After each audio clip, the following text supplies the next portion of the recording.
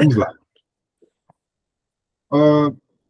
Lucas, no capítulo 11, versículos 27 e 28, ele vai fazer ele recupera um evento que acontece quando Jesus estava, uma vez mais, diante de uma multidão. E enquanto ele falava, uma mulher levanta-se, né, no meio dessa multidão e disse para todos: Feliz o ventre que te trouxe e os seios que te amamentaram.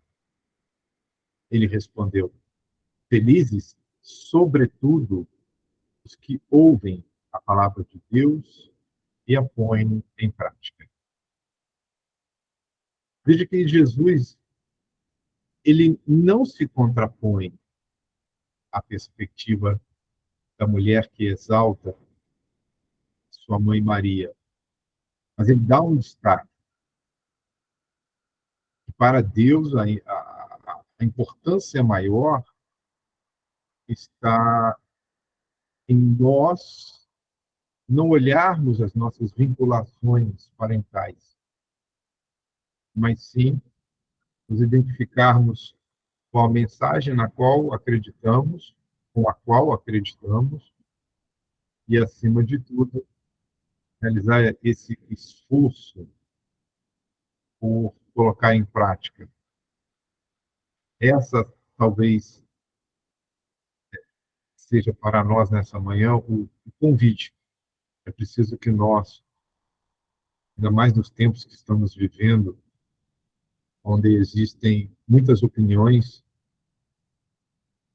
e a maioria delas sem fundamento algum, baseadas em emoções, elas estão campeando nas rodas de conversação. Há uma predominância do chamado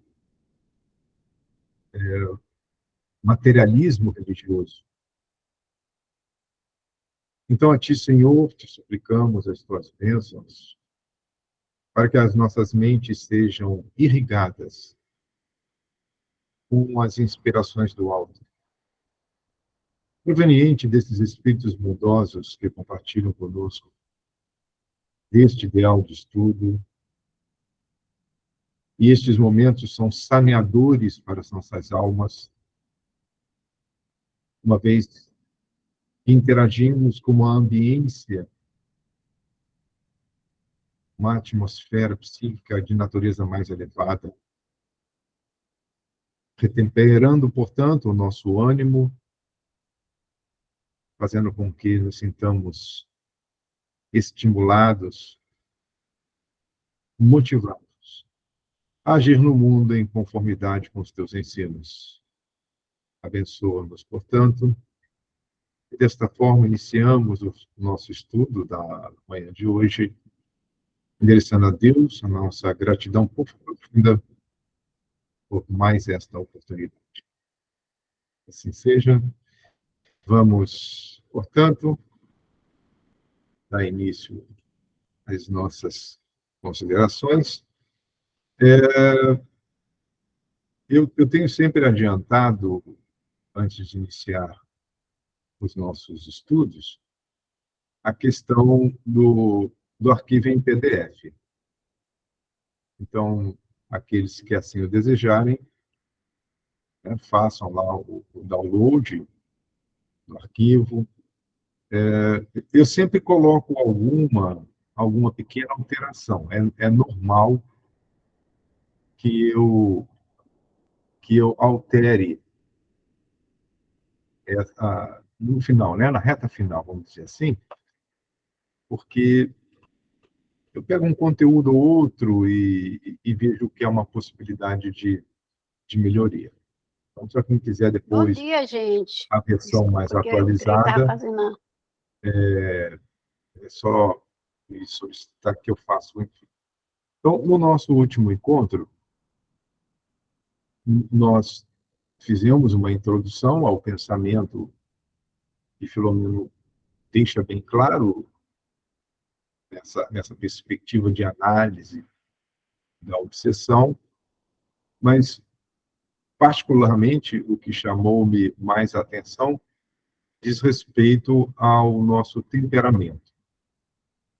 E o temperamento, ele tem aquele aspecto mais orgânico, porque o espírito imprime em nosso sistema nervoso uma espécie de padrão de resposta. Aí o temperamento, ele ser um pouco mais difícil de ser transformado, embora nós possamos modular as respostas de uma maneira mais suave, mais branda. E o caráter, que engloba a questão do nosso temperamento, este sim, o caráter, ele, ao longo da existência, ele vai sendo reconstruído.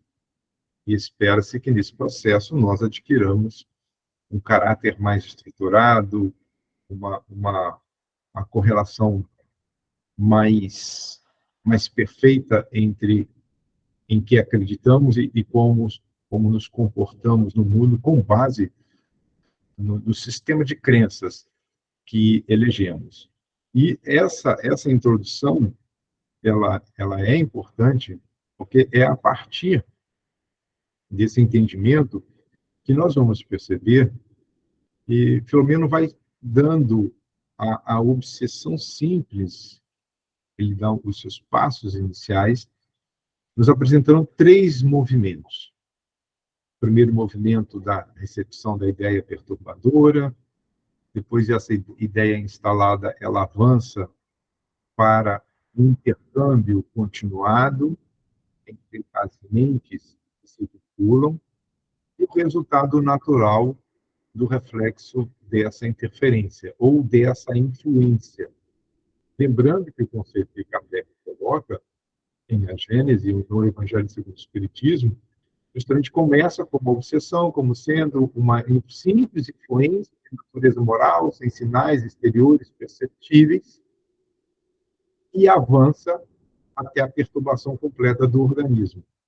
E Filomeno vai, então, nessa obra em especial, quando ele faz essa análise das obsessões, ele vai esmiuçando cada etapa, desde essa influência de natureza negativa, como essa influência ela é acatada, como eu começo a estabelecer com esta influência um processo interno de retroalimentação e o que isso vai redundar como resposta comportamental, e quanto isso afeta a nossa saúde. Então, o primeiro movimento, essa ideia perturbadora, é o acolhimento.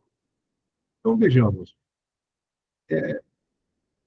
nós estamos, durante todo o tempo, fazendo sempre essa recuperação de informação, embora nesse momento, pelo menos, seja mais assertivo, né? Porque estamos constantemente em um processo de intercâmbio de natureza mental, seja consciente ou inconsciente. Neste momento, por exemplo, nós estamos num processo de intercâmbio de natureza consciente entre encarnados, mas pode ser de pessoas mais sensíveis, portanto, possuidoras de uma expressão mediúnica no campo da vidência, da audiência, ou porque registra a presença por meio das impressões fluídicas que essas presenças nos oferecem, perceba de maneira consciente de que, além dessa comunidade de encarnados, há alguns indivíduos desencarnados fazendo parte deste processo de aquisição de conhecimento ou de troca de experiência. Então, aonde nós estivermos, nós estaremos conectados com os encarnados, ou com os desencarnados, ou com ambos. E uma interessante ressalva é que essa interação ela faz com que nós participemos de vivências estejamos no corpo ou fora dele. Quando é que nós estamos fora do corpo, mas conectados, lógico, ao corpo? Durante os momentos em que dormimos. Então, o sono é um evento biológico, é uma modulação diferente, porque o corpo ele entra em inatividade para atividades de manutenção. Então, como nosso funcionamento orgânico diminui a intensidade, então menos energia teremos de contenção, de fixação do espírito ao corpo, então nós somos projetados na dimensão espiritual. A maioria nem percebe isso. Dorme e acorda do mesmo jeito, alterando as emoções e as sensações corporais, sem sequer saber os reais motivos por que isso lhe acontece. Então, via de regra, olha que esse livro ele já demanda alguns anos. Alguém lembra de qual é a data em que este livro foi lançado? Veja aí se não foi na década de 80. Se eu não estou... Acho que é 82, se não me falha a memória. Né? Enfim, já naquela época, então, Filomeno vai apresentar essa perspectiva. Lembremos que o fato ou o caso que vai ser estudado, ele diz respeito a um momento de intensa profusão de emoções. E emoções descontroladas. Então, nós somos assaltados por vibrações negativas, via de regra, porque demandamos ambientes saturados com vibrações dessa natureza. Aí há uma escolha do indivíduo. Dessa forma, nós estamos assimilando ideias e pensamentos pela simples sintonia da onda própria em que se situam as mentes. Que mentes? A mente emissora e a mente receptora. E se a mente receptora ela estiver num processo ainda de consciência de sono, portanto, ociosa, indisciplinada, viciada ou rebelde, imediatamente vai registrar essa onda que lhe invade o campo mental. É lógico que o registro não significa, a priori, a interpretação da intenção.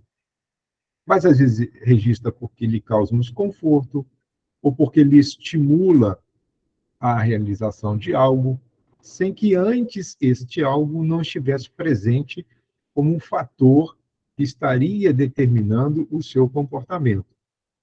Então, do nada, vem aquele desejo de realizar alguma coisa. E esta alguma coisa se distancia o indivíduo de um preceito de natureza cristão. Se a mente estiver em estado de alerta, recusa. Se não, enquadrando-se nessas quatro perspectivas de ociosidade, de indisciplina, de vício ou de rebeldia, registra e, no momento seguinte, passa a acolher. Então, essa vontade deseducada, né, porque o indivíduo não se ajusta a um programa educativo, lembremos sempre que essa vontade deseducada, Filomeno chama em outras obras de vontade viciada. E é a mesma nomenclatura utilizada por Emmanuel. A vontade viciada é aquela que se submete aos desejos sem realizar sobre o desejo qualquer análise a respeito do mérito, a respeito do valor. Então surge o desejo, imediatamente a vontade aquece e o indivíduo busca realizar. Portanto, quando a ideia perturbadora ela se instala, o indivíduo vai recebê-la, acolhê-la, permitindo-se. Veja, então aí é um processo de... obrigado. a assessoria aqui de imprensa trouxe o livro na sua versão mais antiga possível, de 1982. É isso aí. Tanira também ali está, né, possuidora da mesma edição. Então, o indivíduo permite-se aceitar a sugestão. Então, se Filomeno utiliza o verbo permitir, é porque há uma concessão do indivíduo. Daí, imediatamente, ele usar dois verbos que referendam esse acolhimento, o agasalhar e o vitalizar. Então, o indivíduo não somente ele acolhe a ideia que lhe chega, como passa a vitalizá-la. Então, se vem um conteúdo exterior, a gente acolhe e começa a alimentar. Eu sempre brinco, né? Aquela questão que a gente costuma dar o alimento aos gremlins que habitam em nossa mente. E o alerta é que os gremlins nunca fossem alimentados após a meia-noite. É lógico, isso é um filme que traz um contexto, mas esses gremlins são justamente os complexos e recalques que existem dentro de nós. Nós vamos falar um pouquinho sobre isso de uma maneira muito lógica, introdutória, dá tempo de mergulharmos na complexidade do assunto. Então, essa ideia que chega de forma impulsionada por uma mente emissora, eu me permito aceitar a sugestão. E, ao aceitar a sugestão, eu começo a agasalhar. É como se eu estivesse cuidando do meu monstrinho particular. E todo dia eu vou alimentando aquela ideia, uma outra ideia que agora é minha, que está lá dentro dos meus níveis mais profundos do inconsciente, e aquele monstrinho vai aumentando de tamanho. Então, se além dessas perspectivas, se o indivíduo tem um comportamento pessimista ou exaltado, ao acolher esta ideia, a tendência é que o pessimismo aumente, tanto quanto a exaltação. Então, a exaltação pode levar a criatura ao cometimento de desatinos, e o pessimismo pode induzir o indivíduo a uma visão muito negativa da vida. E essa continuada perspectiva de sem um final feliz, via de regra, modulam aquele que passa por essa experiência, modula, portanto, a sua mente a atingir quadros complexos, inclusive impulsivos para o suicídio. Então, aceita a indução, e lembremos que a expressão indução significa transferir características de um material para o outro. Então, quando um instrumento férreo se aproxima de um campo eletromagnético, ele adquire as características daquele instrumento eletromagnético e passa a funcionar como um ímã. Da mesma forma, se eu pegar um ímã e aproximar de uma barra de ferro, essa proximidade transfere para a barra de ferro um funcionamento similar a um ímã. Isso é indução. Então, quando eu aceito a indução, eu começo a me comportar de forma semelhante à fonte que me induz. Nesse momento, forma-se, né, uma tomada para a ligação com a sombra, em regime de intercâmbio psíquico. Essa é a fala ipsilíteris de Manuel Filomeno de Miranda. O ano passado, quando nós estudávamos Grilhões Partidos, eu me recordo que eu socializei com vocês um texto a respeito da palavra e há um extrato de uma palestra da irmã Clara. Ainda vai falar sobre os palestrantes. É justamente numa palestra, em um estudo, os espíritos que trabalham na nossa sustentação, a partir daquilo que está sendo dito, eles auxiliam-nos a fazer essa separação do plug com a tomada. Lembrando que a tomada, na tomada, está a fonte indutora. E o plug, que somos nós, somos aqueles que nos conectamos a essa fonte indutora. Mas nós poderemos também fazer essa desconexão. Mas para que isso ocorra, a nossa vontade ela precisa estar superior à vontade indutora, à vontade primeira. E veremos os fatores que concorrem para isso.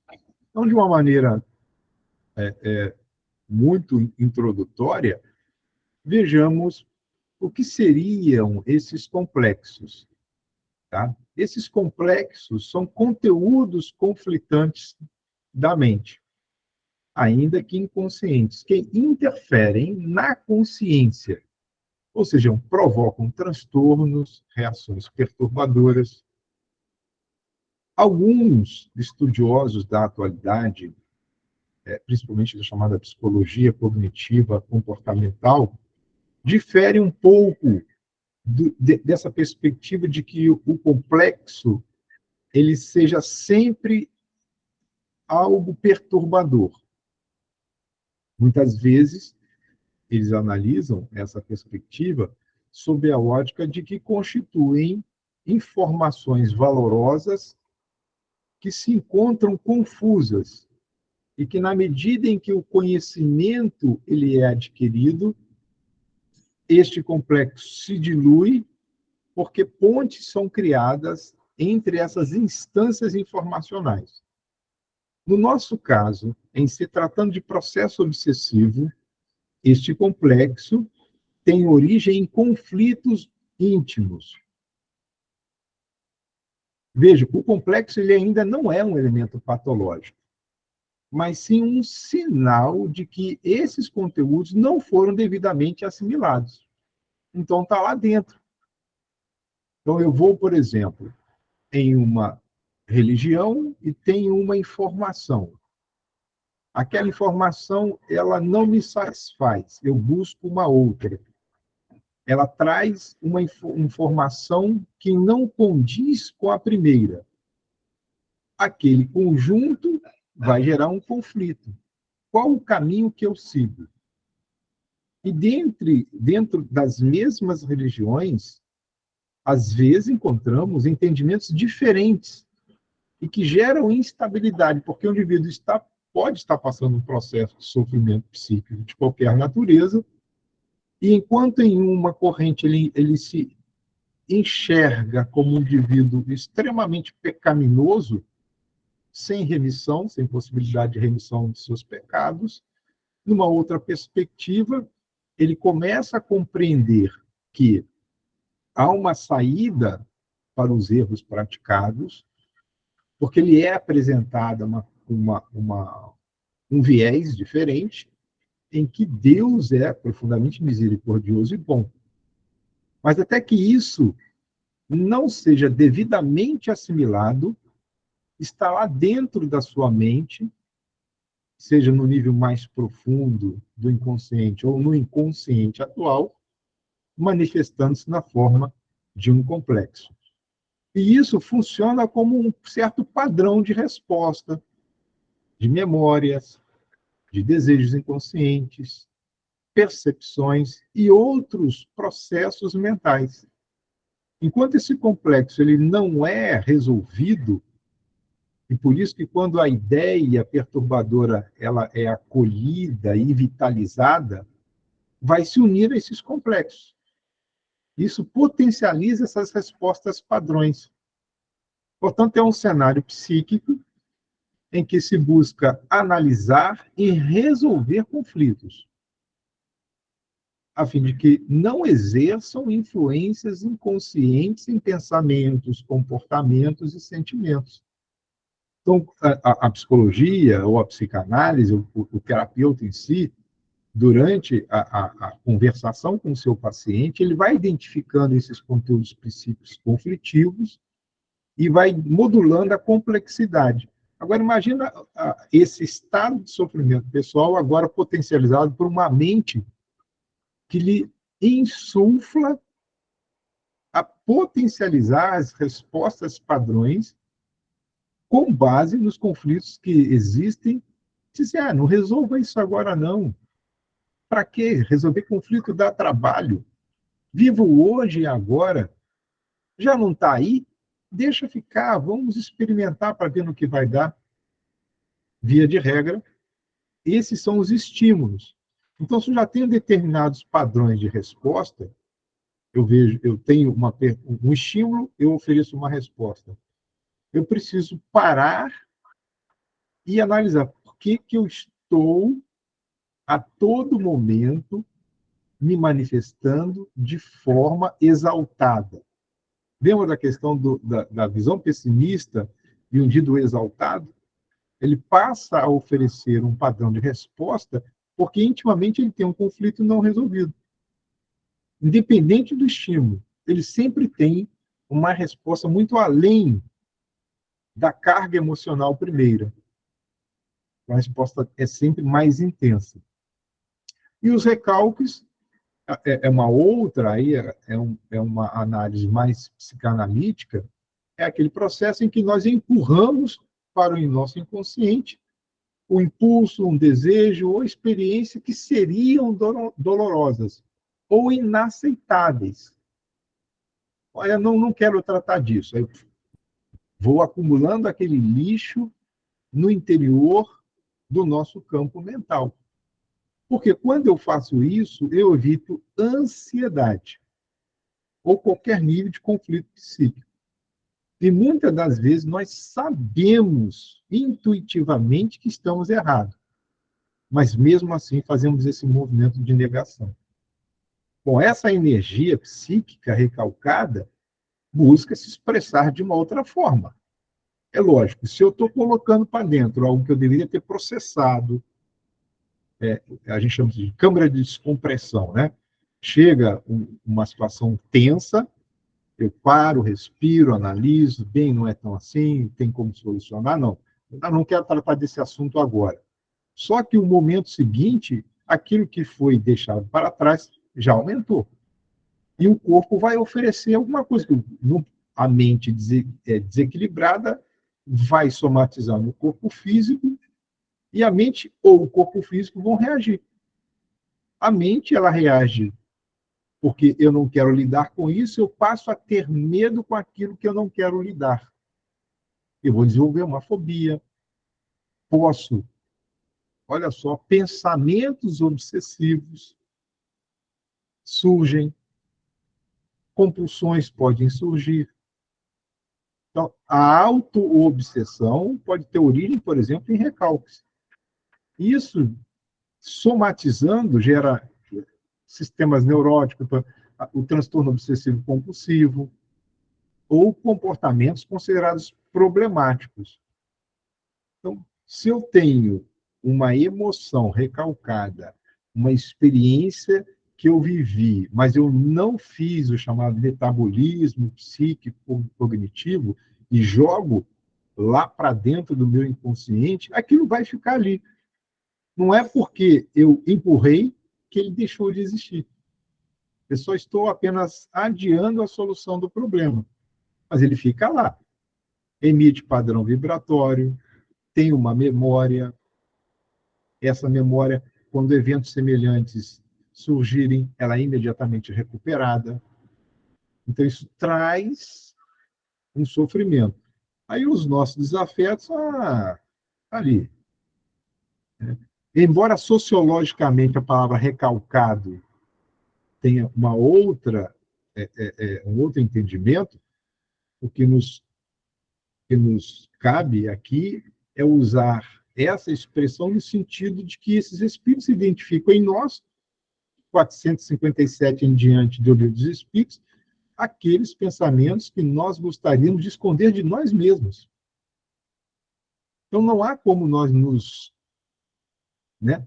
Eu vou enfiar embaixo da mesa porque ninguém vai me ver. Pode ser que ninguém encarnado nos encontre, mas os invisíveis sempre estarão a nos observar. Bem, recebemos a ideia perturbadora, agasalhamos e estamos lá, né? Ela está lá guardadinha dentro de um cantinho da nossa mente e nós estamos agora vitalizando. Vitalizando com o quê?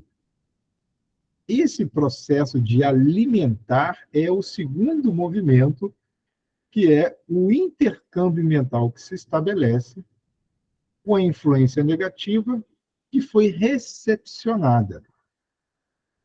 Nesse estado, ou nesse momento, aquilo que era uma influência já começa a se manifestar em forma de perturbação, que nós já tivemos a oportunidade de abordar. Então, o que é que vai acontecer? Essa ideia infeliz, quando ela está fixada agora no nosso campo mental, são aqueles pensamentos recorrentes, aquela música chiclete, né? Funciona igual essa música chiclete que incomoda. Do nada a gente está cantando, e às vezes umas porcarias que você chega a dar uns arrepios. Então, quando essa ideia ela sai da consciência e vai para os níveis mais profundos, ela vai encontrar um repositório de memórias. E essas memórias elas guardam emoções, guardam sentimentos, trazem na memória. A memória recuperada traz imagens, todo um conjunto sensorial intenso.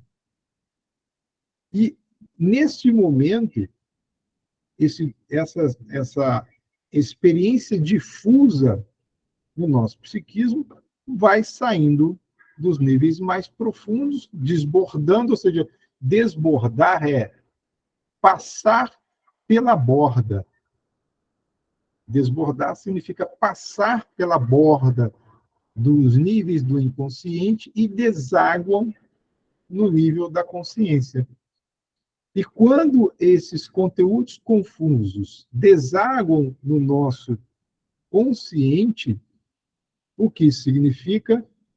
Que a nossa mente consciente ela começa a ficar contaminada, influenciada por essa parasitose externa. E, aos poucos, esse processo vai ganhando intensidade, porque se eu acolhi o parasita, significa que as minhas defesas elas estavam, de alguma forma, não funcionando conforme se espera. E a defesa para o cristão, conforme Jesus, assim nos assevera, é a manutenção de um estado continuado de vigilância. Em especial, os momentos que nós estamos vivendo. Há muitos eventos, e esses eventos eles produzem confusão, insegurança. Nós não temos todas as informações sobre esses processos. E hoje, inclusive, não sei se foi hoje ou foi ontem, acho que foi ontem a mensagem do Espírito Marta, diz-nos tacitamente sobre o que está acontecendo na atualidade. E o convite que nos é feito, nesses dias sombrios, nesses dias difíceis que vivemos, em que parece que a esperança já não é algo mais presente em nossas mentes, recorramos a Jesus. Façamos um minuto de prece, um minuto de oração. Meire, alguma coisa? Você levantou a mãozinha? Não? Então, prossigamos. Então, acolhida a proposta, o intercâmbio psíquico, ele começa a ganhar volume, começa a ganhar expressão, nós vamos perceber, portanto, que, por um processo de seleção natural, né? Então, e essa seleção natural leva em conta as nossas tendências. Então, eu acolho, porque está lá, ou em forma de complexo, ou em forma de recalque, os nossos conteúdos do inconsciente modulam as nossas respostas. Então, as nossas tendências, nossas preferências emocionais, as preferências intelectuais do paciente. Há indivíduos que estão em processos obsessivos, estão sendo explorados a partir do profundo saber que possuem. E eles disseminam doutrinas no sentido político, social, religioso. Então, há indivíduos extremamente possuidores de conhecimentos profundos nos mais variados campos do saber, sem que tenham a menor noção que estão sendo instrumentos da desinformação. Ou seja, a intelectualidade também é um fator atrativo quando encontra espíritos que se consorciam com aquela ideia, e aquela ideia ela é, de certa forma, modificada para conduzir uma grande massa de pessoas para um caminho diferente daquele que, em estado normal de juízo e de valor, o indivíduo não aqueceria a essas inspirações, entre aspas, geniais, que por vezes surgem,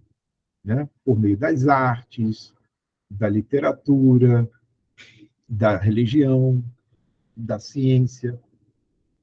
Portanto, por um processo natural, acolhe-se a resposta, tendo-se em conta esses fatores, e isso faz com que uma melhor aceitação das recordações viciosas que servem de veículo e acesso ao pensamento do invasor. Vejam, recordações perniciosas do indivíduo. Jorge André chama essas recordações, ou esses estados, esses compactos núcleos energéticos que guardam memórias relacionais, afetivas, intelectuais, mas tudo aquilo que ainda não foi devidamente processado e equalizado guarda um potencial muito perigoso. E são justamente essas recordações ruins que temos que serão os veículos e a porta de acesso ao pensamento do invasor. Toda vez que eu me lembrar de um mal feito, é preciso que, no primeiro momento, eu exerça o auto-perdão. Olhar para mim com misericórdia, dizer, olha,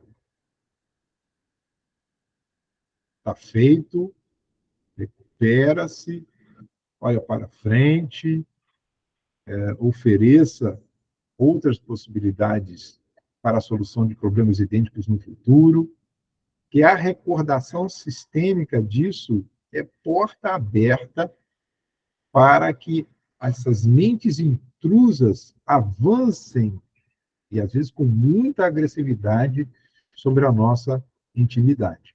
Então, lentamente, na medida em que esse processo se amplia, aquilo que era uma mente polivalente, no campo das ideias, no campo dos pensamentos associados a essas ideias, lentamente vai tendendo ao monoideísmo. Ou seja, uma ideia única, embora com matizes, espectros diferentes, ou de matizes diferentes, ela passa a dominar, e isso é campo aberto para que esse processo avance para a fascinação e para a subjugação. Então, vamos supor que a nossa mente polivalente, que pensava em vários aspectos da existência, agora valentamente se deslocando apenas para o aspecto da expressão do poder, uma monoideia centrada no poder. Essa ideia centrada no poder, ela pode manifestar-se de formas variadas, mas a ideia central passa a ser única: poder. E pelo poder o indivíduo se corrompe, ele tiraniza-se, ele estabelece outros valores, e indivíduos ficam fascinados pelo poder.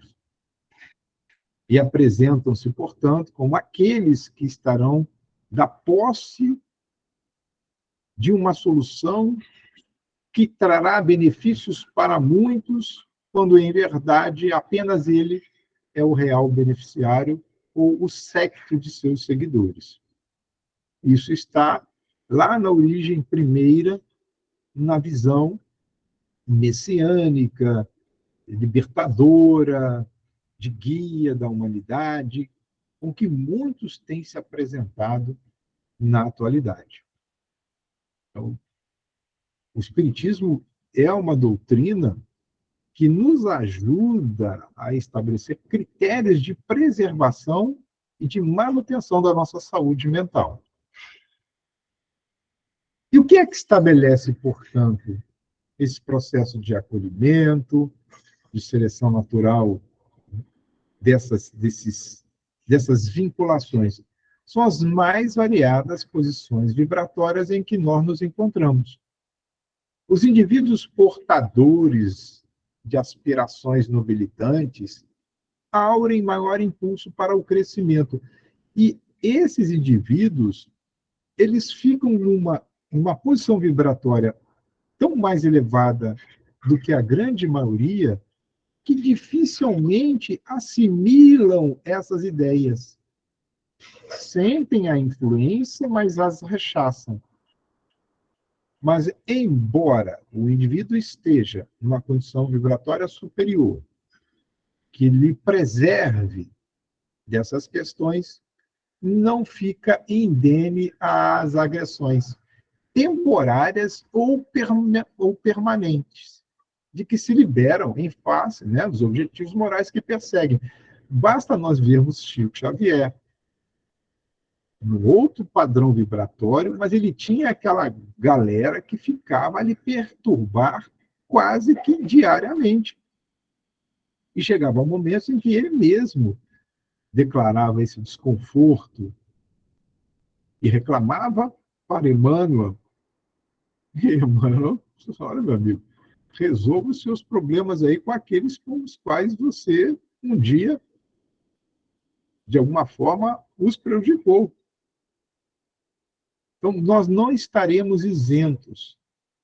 Qual é a meta, então? É elevar o nosso padrão vibratório, e para que isso aconteça, é preciso que nós tenhamos aspirações de natureza superior, mas não nos esqueçamos, em que pese essa busca continuada de uma evolução espiritual, de servir ao próximo, sempre estaremos em um meio onde ocorrerão essas agressões. E já discutimos isso em oportunidade anterior, que muitas das vezes, porque eles não conseguem nos atingir, buscarão encarnados, receptivos à ideia, para que estes teleguiados sejam os vetores do nosso sofrimento. Daí, cada vez mais, eu, pelo menos, tenho pensado nisso, evitar determinados ambientes, não muito longe de eu me considerar um indivíduo que esteja nessa condição de padrão vibratório de natureza superior continuado. Não.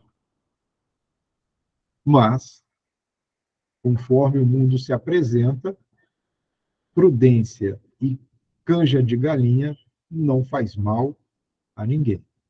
Então, eu sempre pondero para onde vou, o que vamos fazer, para que nós não...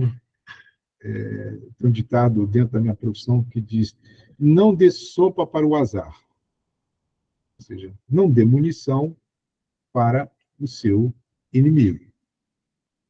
Agora, imaginemos aquelas criaturas cujas preocupações estão centradas na vulgaridade, no prazer, na impiedade, ou na preguiça mental mesmo, ou indivíduos viciosos e desordeiros. O desordeiro é aquele que não cumpre a ordem. Seja uma ordem estabelecida por consenso em um ambiente qualquer, no lar, na casa espírita, no transporte público. Isso eu vejo diariamente. Indivíduos que se colocam, inclusive, com a postura de transgressores da ordem estabelecida.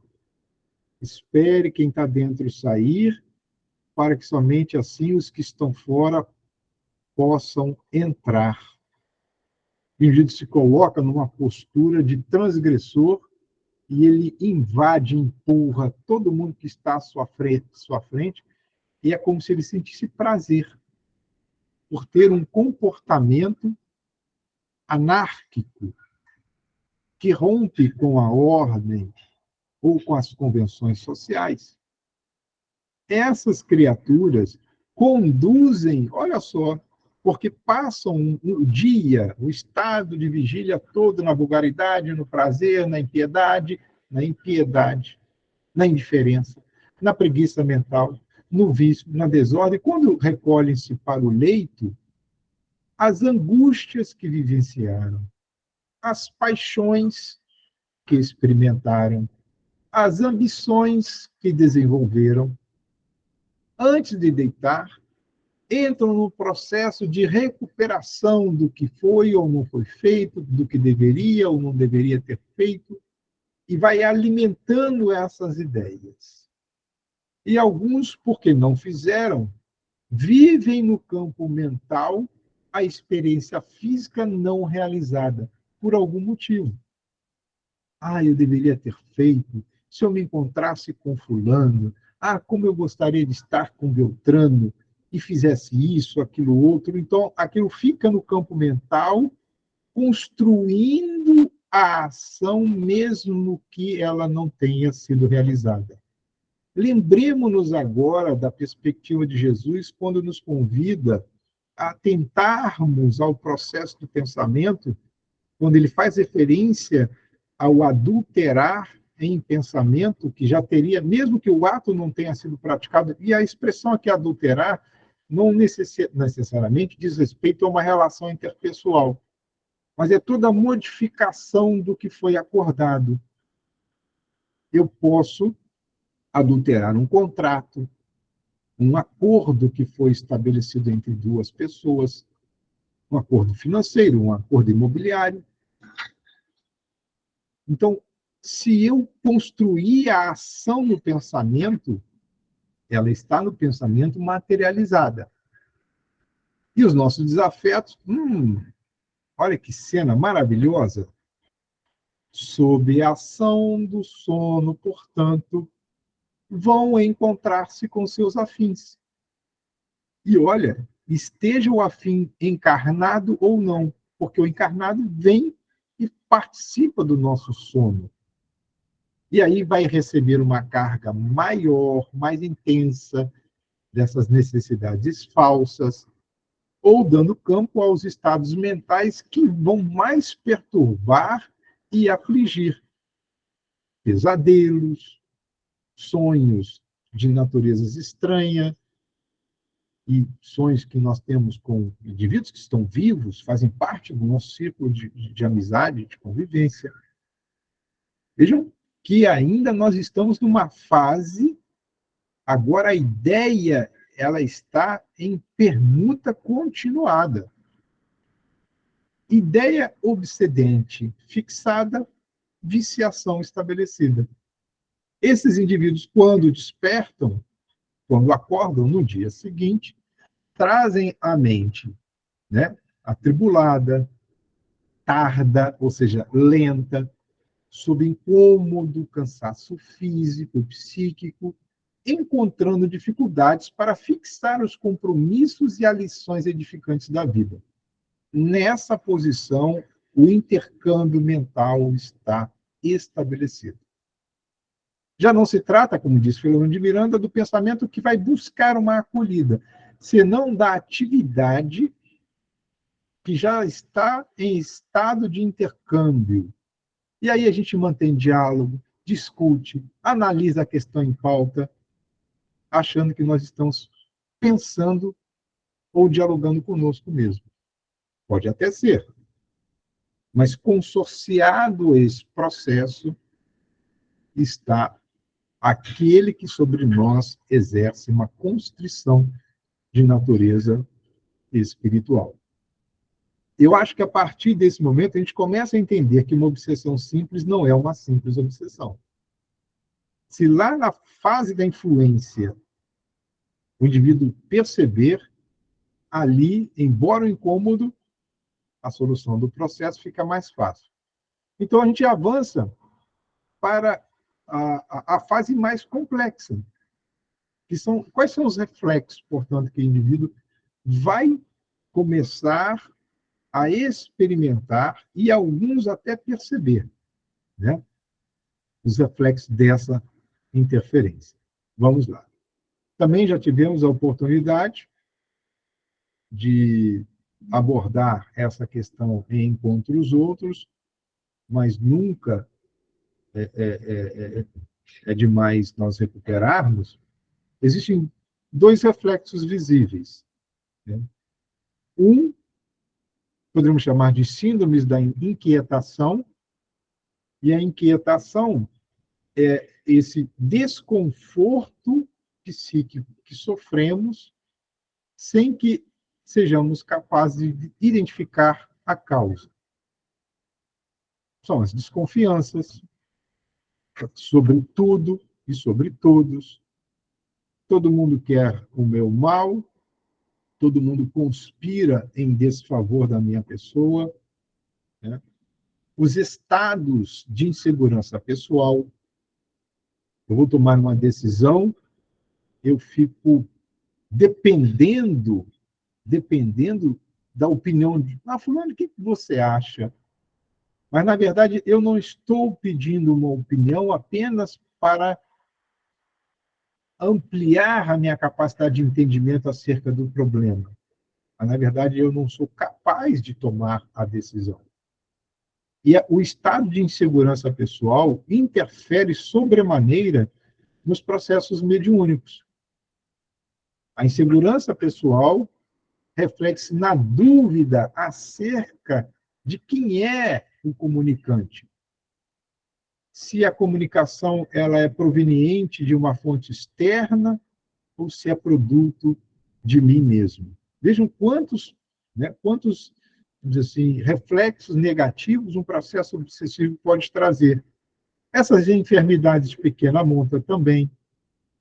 Pode ser enxaqueca continuada, dores, mal-estares. Assoma-se a isso os insucessos continuados, né? Esses insucessos continuados é tudo aquilo que eu intento fazer, ou eu não concluo, ou o resultado ele não é o esperado. Isso vai trazer angústias, vai trazer incertezas, vai produzir um estado de perturbação interior. Eu vou fazer uma entrevista de emprego, eu não tenho sucesso. Eu vou fazer uma outra entrevista de emprego, eu anotei o endereço errado. Eu vou fazer uma entrevista de emprego, eu chego atrasado, perco a hora. Uma outra inquietação é esse desassossego continuado e sem causa. Está bem em casa, sai, vai para a rua. Chega na rua, se pergunta, o que é que eu estou fazendo aqui? Volta para casa. Então, o ambiente, independente de qual seja, não lhe traz a paz necessária. Muitos indivíduos saem a caminhar horas a fio sem destino, tentando encontrar um ambiente que lhe seja acolhedor, quando, na verdade, o primeiro ambiente acolhedor que nós precisamos buscar é o da mente.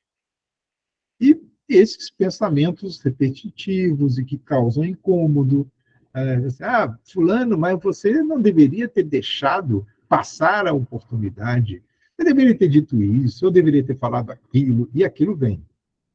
Mas eu já... Daqui a um pouco vem aquela imagem e o impulso para ir tirar uma satisfação, né? Como se isso fosse algo extremamente importante em nossas vidas. Mas há também os estereótipos da obsessão. Aquilo que é observável por uma terceira pessoa e começa a ser menos percebido por nós. São chamadas atitudes inusitadas, ou seja, do nada a gente toma um comportamento e um comportamento está sempre pautado por uma resposta emocional que não está dentro de um padrão anterior, que não era comum. E, de repente, começa a ser. Isso é preocupante.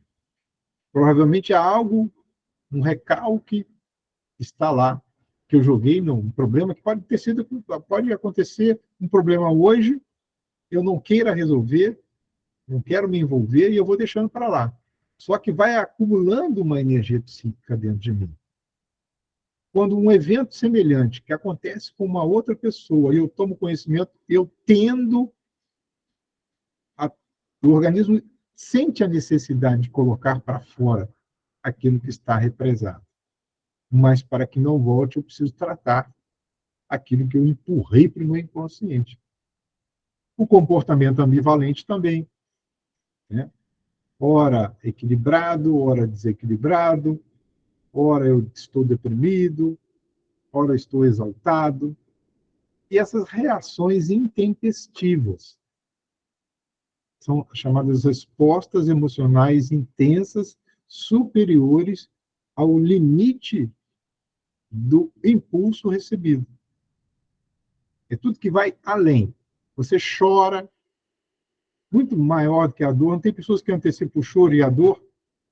Você vai tomar uma injeção, antes de tomar a injeção, já está sentindo dor, já criou um estado emocional tal que a pessoa perde até a consciência.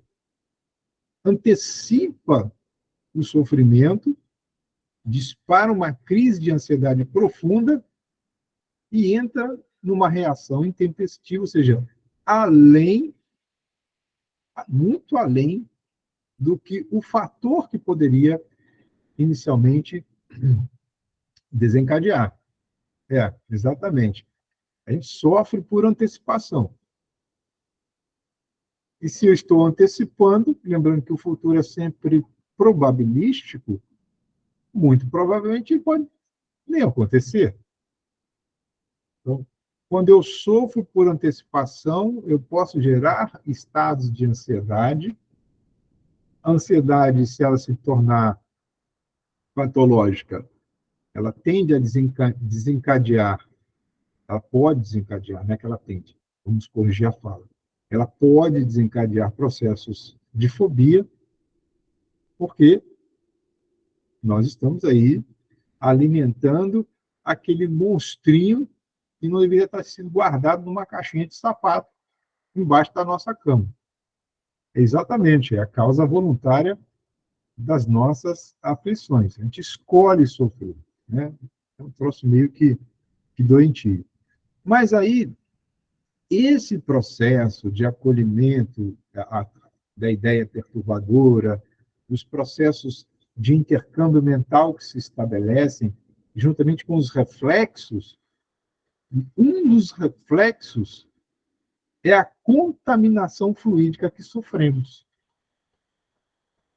Observemos que essa imagem que aí está projetada, ela mostra um campo áurico estabilizado, multicolorido, que representa, em tese, uma pessoa em um estado de equilíbrio, uma experiência homeostática, seja ela orgânica ou mental, uma pessoa que está em um estado de saúde.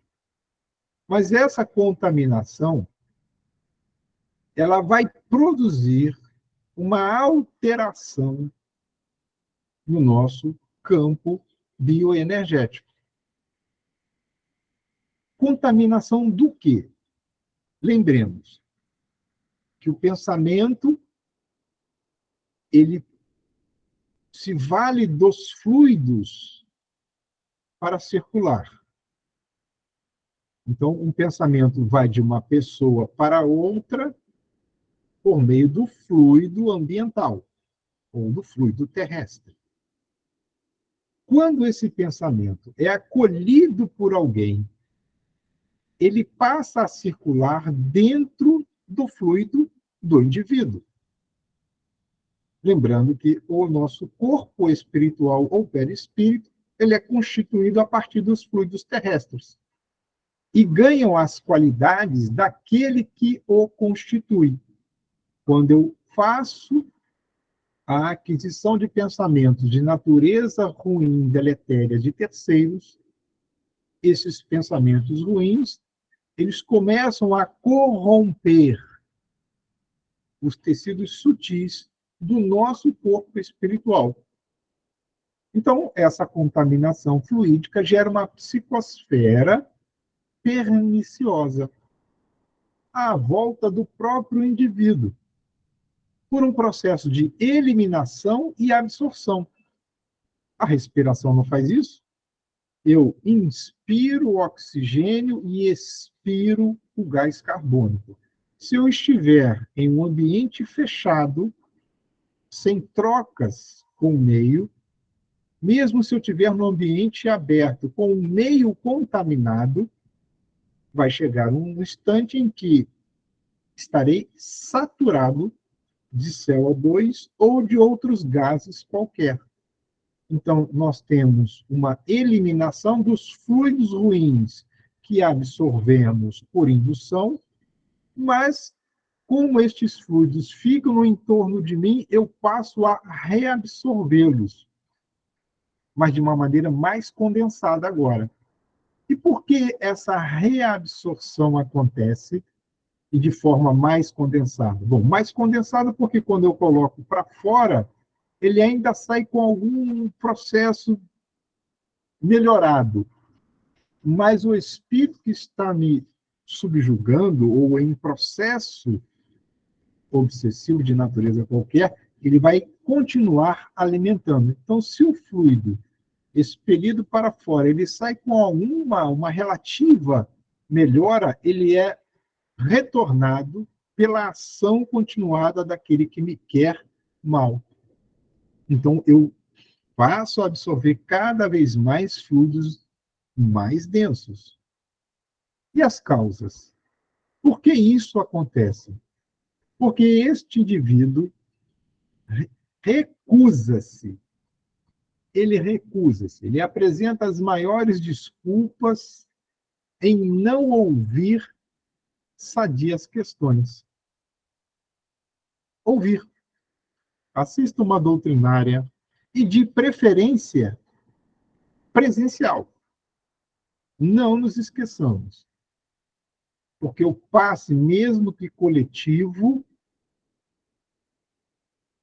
presencial, ele está saturado de fluidos vitais que são doados pelos médiuns encarnados. E esses fluidos vitais doados pelo médium encarnado atuam nesse processo de limpeza, como se fosse um saponáceo jogado sobre uma substância suja e depois sendo escovado a fim de que a sua psicosfera ela tenha uma melhora. Ah, hoje eu não vou, não. Eu vou ficar aqui em casa só assistindo live. Lembremos que a live ela tem uma finalidade, mas ela não deve ser entendida como algo finalístico. Eu agora serei um integrante de um centro espírita virtual. Muito cuidado. Essa, pelo menos, é a minha perspectiva. Porque o indivíduo também ele não está a fim de participar de convívios de natureza superior, mais a menos. Ah, vamos à praia, caminhar na areia, botar o pé para sentir a energia da natureza. Vamos fazer uma caminhada na orla ou numa região de mata atlântica, de mata fechada, com segurança. Vamos conversar sobre questões de natureza mais elevada. O indivíduo se recusa também a ler páginas edificantes e, quando lê, ele fica envolto numa sonolência, porque o seu ambiente psíquico está nesta condição. Leia de pé, leia andando, vá visitar aqueles que estejam em estado de necessidade de qualquer natureza, auxilie a alguém. E também porque ele não busca a sua renovação pela oração. Essa recusa do indivíduo para com que o seu campo áureo enferme-se. Bom, se eu tenho um campo energético enfermo, a resultante disso é que, em algum momento, o corpo vai sentir-lhe os efeitos e começa a adoecer. E, às vezes, a complexidade, lembramos sempre daquela dualidade, tempo e efeitos. Nós tivemos já a oportunidade de analisar isso. Quanto mais na linha do tempo essa ação continua, com o passar do tempo, estes efeitos sobre o corpo físico tendem a se agravar. Mas Filomeno termina essa parte da obsessão simples falando sobre o temperamento como um fator de relevante importância. Toda vez que alguém fala reforma íntima, embora essa, para mim, não é uma expressão muito agradável, ou a transformação pessoal, o temperamento tem que fazer parte da nossa análise. Os indivíduos que possuem, por exemplo, um temperamento tendendo à apatia, a estados depressivos, ele vai adentrar-se em momentos de profundo pesar. Então, vejam, ele tem uma tendência, por natureza, temperamental. Tem um evento, ele tem o contato com aquela informação, seja ela visual, auditiva, sensorial de natureza qualquer, ele entra naquele estado de sofrimento, de pesar, como se o responsável pela ocorrência fosse ele. Eu não dei causa alguma a ter muitas coisas que acontecem na atualidade. Se eu me permitir, por uma tendência do meu temperamento, a viver esse estado de pesar profundo, olha, é porta aberta para processos obsessivos se instalarem. Porque imediatamente essas mensagens telepáticas deprimentes, os clichês mentais pessimistas passam a circular com maior constância em nossa mente e se conectam com ações que estão lá guardadas nos arquivos da nossa inconsciência. Clichês mentais pessimistas. foi o que nós vimos com muita intensidade desde o acontecimento do estado de emergência em saúde pública produzido pela Covid. E até hoje, agora, sob uma outra roupagem,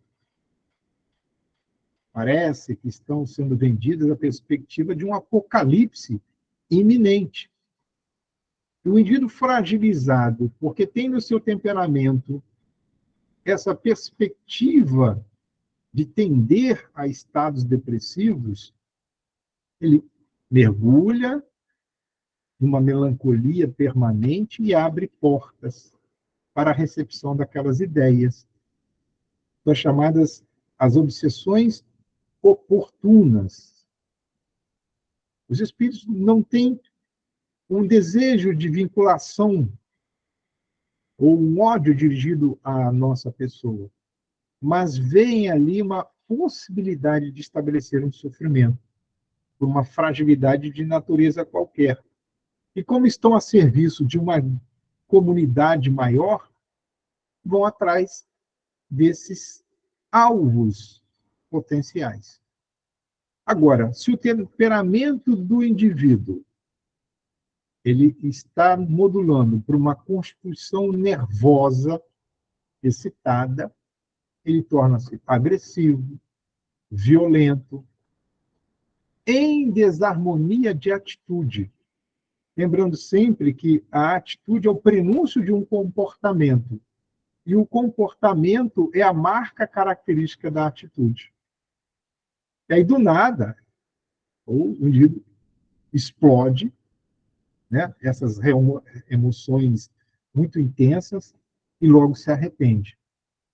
Então, ele entra num ciclo vicioso da explosão emocional, do ajuizamento do comportamento e do arrependimento continuado. Mas não consegue, porque tem um outro evento estressor e ele explode uma vez mais. Só que a cada explosão, a nossa aparelhagem psíquica e os nossos nervos recebem uma alta dose de energia. E que, com o tempo, a permanência desse ciclo vicioso tende a ser danificado os processos de troca de neurotransmissores no espaço chamado sinapses, mas também nos condutores nervosos. Isso gera um estado de adoecimento. Eu posso desenvolver neuropatias, eu posso desenvolver neuroses, tá? Chamadas doenças nervosas, simplesmente porque eu não percebo que a minha carga emocional ela é muito superior ao fator estimulante. E não me dou conta de que é o meu temperamento que está dando causa. Eu vou destruir meus rins, eu posso destruir os meus fígados, eu posso produzir uma úlcera estomacal e outras tantas disfunções orgânicas simplesmente por essas descargas energéticas que encharcam o nosso organismo e que liberam uma quantidade de hormônios que, fora da normalidade, podem produzir estados de adoecimento. E esse estado de adoecimento pode ser o objetivo final de um processo obsessivo. Então, esse conjunto de informações que nós trouxemos para a reflexão desta manhã constituem o ciclo de análise da obsessão simples. As demais, veremos no nosso próximo encontro já no dia 14, 21, 28 de outubro, se não me falha a memória. Alguém gostaria de fazer consideração, trazer algum ponto de vista que não ficou claro, ampliar o entendimento? Pois não? Silivalda? Pelo que eu entendi, eu acho que o fundamental é a gente estar o tempo todo se observando, o conhecer-se a ti mesmo, né?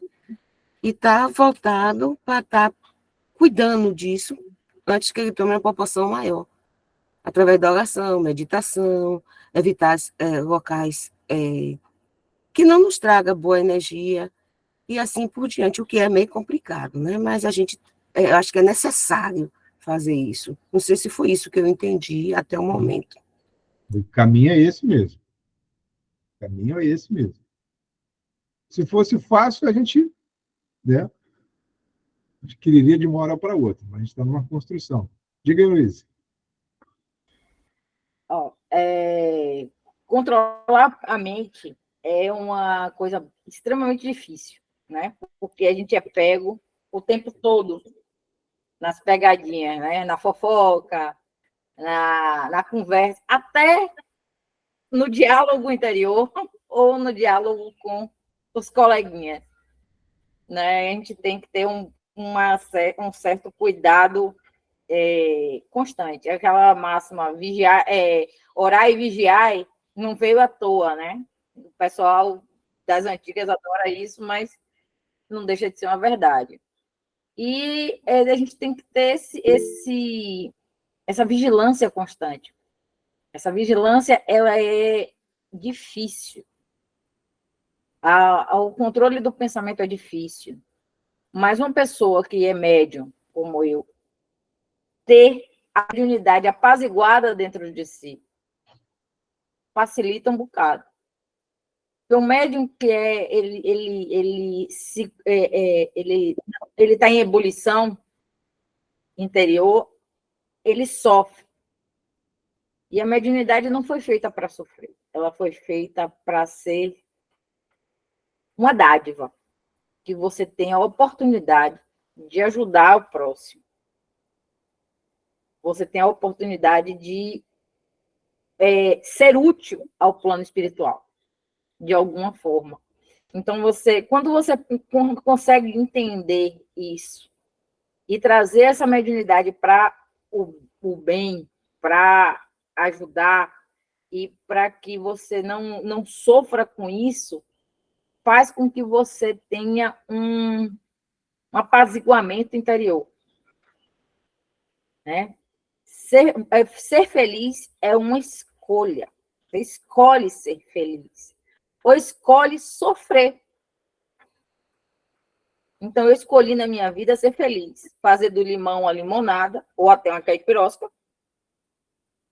Fazer da tragédia uma comédia, porque depois que passa, você fica até nervoso na hora, mas depois que passa, você faz daquilo ali uma piada, sabe?